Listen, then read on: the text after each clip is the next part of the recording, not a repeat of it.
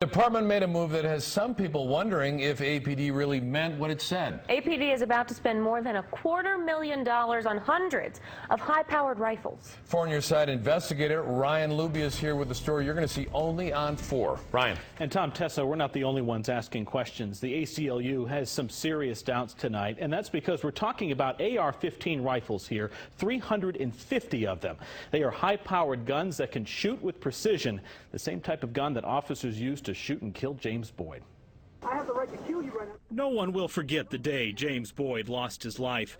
No one will forget when the Department of Justice said APD has a pattern and practice of using lethal force.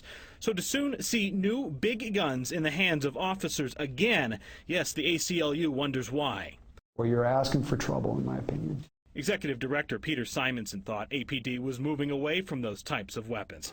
After all, officers can no longer carry their personal guns in the field. You see, the DOJ had a problem with that. They said too many officers viewed those personal weapons as status symbols. Yet now they're getting AR-15s at taxpayer expense, $1,000 apiece, totaling at least $350,000.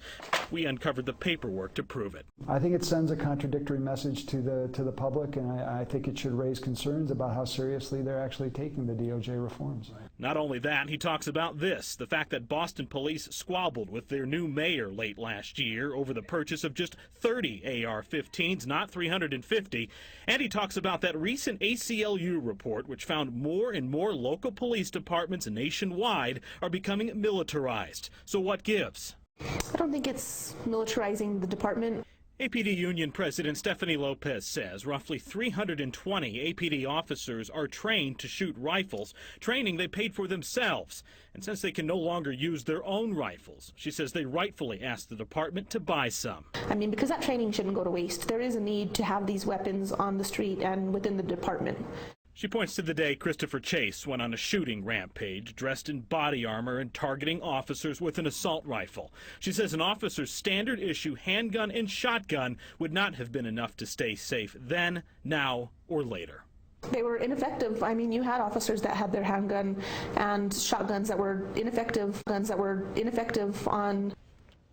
Well, we got a statement from Chief Gordon Eden's staff tonight. It says, in part, the rifles are being issued only to officers who are qualified to carry rifles and do not represent an increase in the number of rifles carried by APD officers. The replacement rifles are the standard type of rifle used commonly by police departments throughout the United States. We will have that full statement for you on our website, KOB.com. Tom?